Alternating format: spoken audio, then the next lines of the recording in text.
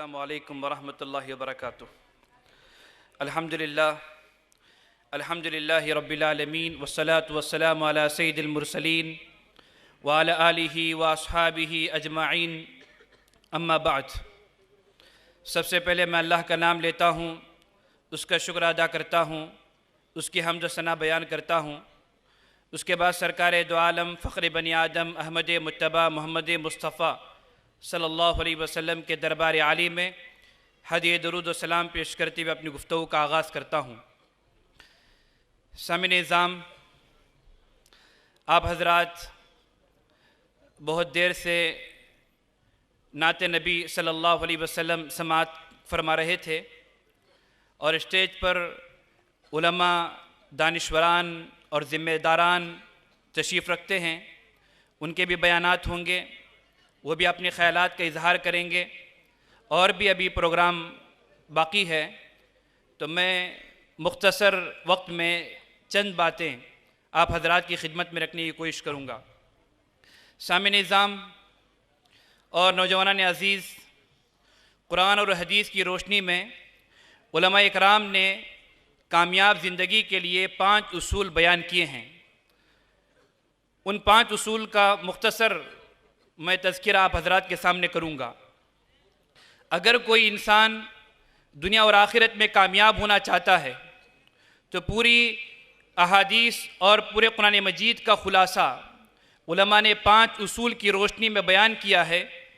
ان 5 اصولوں کو اگر ہمارے نوجوان اور ہمارے بڑے بوڑھے اور خواتین ان 5 اصولوں کو مد نظر رکھیں گے تو انشاءاللہ دنیا میں بھی وہ کامیاب ہوں گے اور آخرت میں بھی کامیاب ہوں گے۔ سب سے پہلا اصول یہ ہے کہ اللہ تبارک و تعالیٰ کی جو نعمتیں ہیں ان نعمتوں پر اللہ کا شکر ادا کریں۔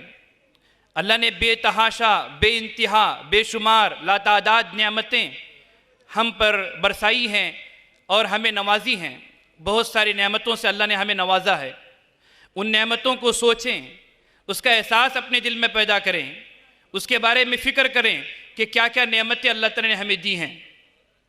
سامعین نظام، آدمی نعمتوں کا شکر اس وقت ادا کرتا ہے جب نعمت کو نعمت سمجھتا ہے۔ ہمارے پاس جو اللہ کی نعمتیں ہیں، سب سے پہلی بات تو یہ ہے کہ ہم ان کو نعمت نہیں سمجھتے۔ اگر نعمت سمجھتے تو ہم ضرور اللہ کا شکر ادا کرتے۔ ہم اللہ تعالیٰ کی نعمتوں کو اپنا حق سمجھتے ہیں۔ ہم سمجھتے ہیں کہ یہ ہمارا حق ہے کہ اللہ تعالیٰ نے یہ نعمتیں ہمیں دی ہیں، کھانے کے لیے کھانا، پہننے کے لیے کپڑا، رہنے کے لیے چھت، دیکھنے کے لیے آنکھیں، بولنے کے لیے زبان، سننے کے لیے کان، اور اسی طرح سونگھنے کے لیے اور کام کو انجام دینے کے لیے اعضاء۔ محترم حضرات، ہم سمجھتے ہیں کہ ان کا ہم پر حق ہے، اس لیے ہم ان کا شکر ادا کرنا، اللہ کی جو نعمتیں ہم پر ہیں ان کا شکر ادا کرنا ہم ضروری نہیں سمجھتے۔ مثال کے ذریعے سے میں آپ کو سمجھانا چاہوں گا کہ مثال کے طور پر ایک آدمی کسی کولی کرنے والے کو، کسی کاریگر کو اپنے گھر میں کام کے لیے بلاتا ہے، اور قیمت طے ہوتی ہے، اجرت طے ہوتی ہے کہ ایک دن کی اجرت 800 روپے 700 روپے ہوگی۔ اور اگر کوئی کاریگر صبح سے لے کر شام تک کام کرے اور جتنی اجرت مقرر کی گئی ہے اتنی اجرت دے دے تو وہ مالک کا، آقا کا شکریہ ادا نہیں کرے گا۔ وہ یہ سوچے گا کہ یہ تو میرا حق ہے، اس پر شکریہ کیا ادا کرنا۔ لیکن وہی آقا اگر 50 روپے زیادہ دے دے، 700 کے بجائے 750 دے دے، 600 کے بجائے 650 دے دے، تو وہ شکر گزار اس کا ہو جاتا ہے اور اس کا شکریہ ادا کرتا ہے۔ کیوں؟ کیونکہ وہ سمجھتا ہے کہ یہ مالک کا احسان ہے کہ 700 کے بجائے 750 دے رہا ہے۔ جو آدمی جس چیز کو احسان سمجھتا ہے، جس چیز کو نعمت سمجھتا ہے، اس کا شکریہ ادا کرتا ہے۔ لیکن اللہ کی نعمتیں بے تحاشا، بے شمار ہمارے پاس ہیں، لیکن کبھی ہم ان پر غور نہیں کرتے اور کبھی اس پر شکریہ کا جذبہ ہمارے دل میں پیدا نہیں ہوتا۔ سامعین نظام، کتنے لوگ ایسے ہوں گے معاشرے میں، سوسائٹی میں، سماج میں، رہنے کے لیے گھر نہیں ہے، راستوں پر اور پائپوں کے نیچے، پرنالوں میں اور فٹ پاتھوں پر زندگی بسر کر رہے ہیں، خطروں میں جی رہے ہیں، بیماریوں میں جی رہے ہیں، راستوں کے کنارے پر سو رہے ہیں۔ کبھی کبھی گاڑی چڑھ جاتی ہے تو رات کے اندھیرے میں، نیند کی حالت میں چیختے چلاتے اپنی روح کو اللہ کے حوالے کر دیتے ہیں۔ کتنے لوگ ایسے ہیں دنیا میں کوڑا کرکٹ سے، کچرے کے ڈبے سے کھانا اٹھا کر کھاتے ہیں؟ کتنے لوگ ایسے ہیں جو بیمار ہیں، چل نہیں پاتے، اٹھ نہیں پاتے، دیکھ نہیں پاتے، اپنا کام خود کر نہیں پاتے؟ ان لوگوں سے پوچھئے جو اللہ کی نعمتوں سے محروم ہیں، جن کے پاس دیکھنے کی صلاحیت نہیں ہے، بولنے کی صلاحیت نہیں ہے، سننے کی صلاحیت نہیں ہے، ان سے پوچھئے کہ ان نعمتوں کے کیا فضیلت ہے اور ان نعمتوں کی قیمت کیا ہے۔ ایک اخبار میں گزشتہ چند دنوں پہلے ایک واقعہ لکھا گیا تھا۔ امریکہ کی ایک کمیٹی نے ریسرچ کر کے ایسے لوگ جو پیدائشی بہرے ہیں اور ان کو ایک مشین کے ذریعے سے ان کے اندر سننے کی طاقت اور سننے کی صلاحیت کو پیدا کیا۔ چند ایسے لوگ جو غریب معاشرے سے تعلق رکھتے ہیں، غریب گھرانوں سے تعلق رکھتے ہیں، ان کو چنا گیا، پروگرام میں بلایا گیا اور وہ مشین ان کے کان میں فٹ کیا گیا۔ جب انہوں نے اپنی زندگی میں 50 اور 60 سال کی زندگی میں پہلی مرتبہ دنیا کی آوازوں کو سنا، لوگوں کی باتوں کو سنا اور لوگوں کی ادھر ادھر کی جو آوازیں سنی، تو ان کی آنکھوں سے آنسو بہہ پڑے۔ وہ یہ کہنے لگے کہ آج تک ہم نے آواز نہیں سنی، آواز کے سننے کا ہمیں موقع نہیں ملا کیونکہ ہم بہرے پیدا ہوئے۔ خوشی سے ان کی آنکھوں سے آنسو جاری ہوئے۔ محترم حضرات، غور کیجئے اللہ تعالیٰ نے ہمارے کیا کم کیا ہے۔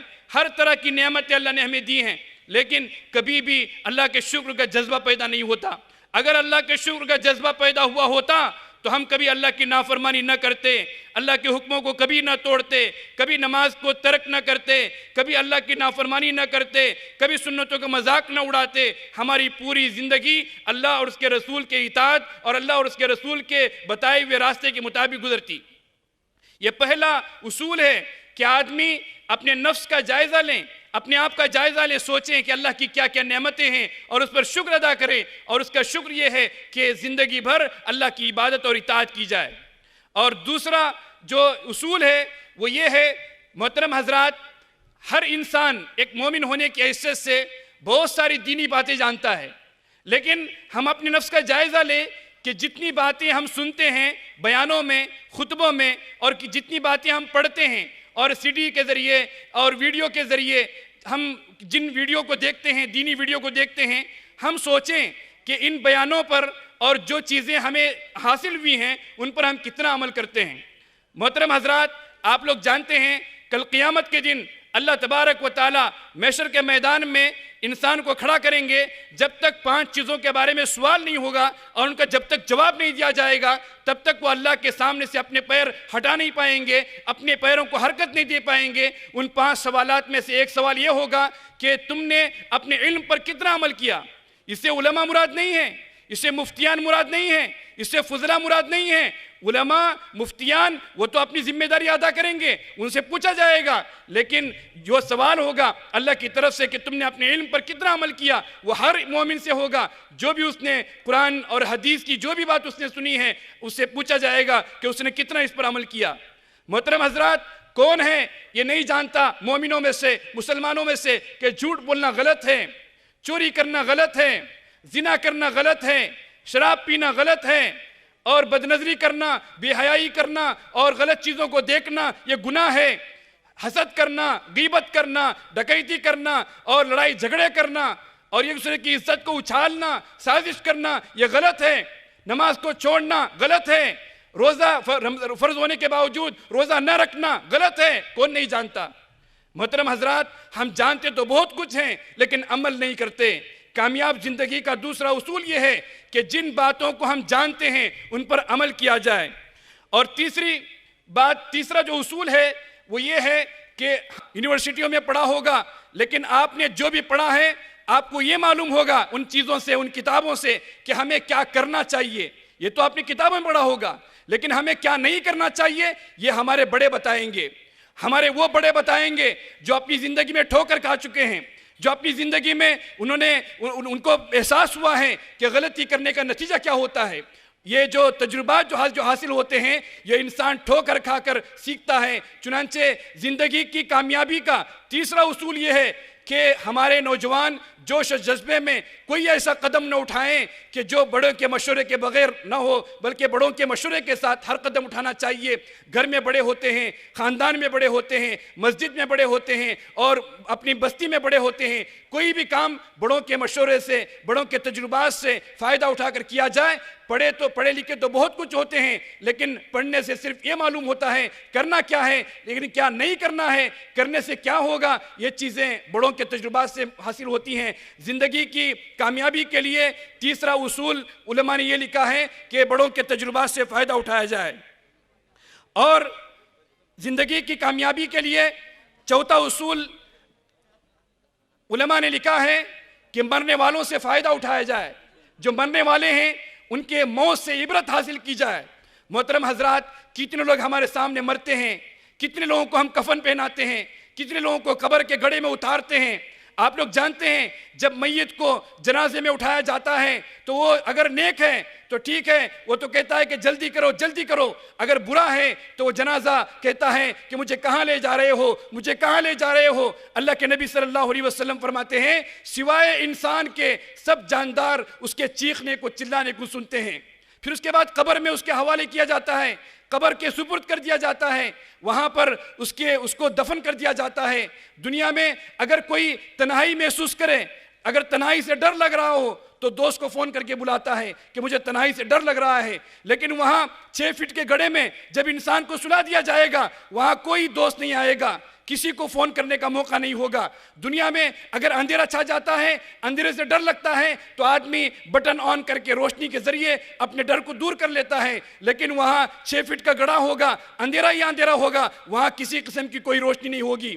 دنیا میں اگر بستر گندا ہو جائے، اگر بستر نرم نہ ہو تو بستر تبدیل کر دیا جاتا ہے، نئے نئے کپڑے بچھا دیے جاتے ہیں، نئے نئے قالین بچھا دیے جاتے ہیں، نئے نئے بیڈ بچھا دیے جاتے ہیں، لیکن قبر میں جب انسان پہنچے گا، چاہے کتنا بڑا کروڑپتی کیوں نہ ہو، چاہے کتنا بڑا مالدار کیوں نہ ہو، لیکن جب وہ وہاں جائے گا تو وہاں پر مٹی کا بستر ہوگا، مٹی کا تکیہ ہوگا، کیڑے مکوڑے اس کے بدن کو کھا رہے ہوں گے، اس کی آنکھوں کو کھا رہے ہوں گے، وہ بال جو نوجوان جل کے ذریعے سے کھڑا کیا کرتا تھا، سنوارا کرتا تھا، اور وہ پلکیں جس کو خواتین اس کو حسن و جمال کے ذریعے سے لوگوں کو، نوجوانوں کو اپنی طرف مائل کیا کرتی تھی، اور وہ بدن جس پر انسان کو ناز تھا وہ تمام کیڑے مکوڑے کھائیں گے، سب کچھ سڑ جائے گا، گل جائے گا، مٹی بن جائے گا۔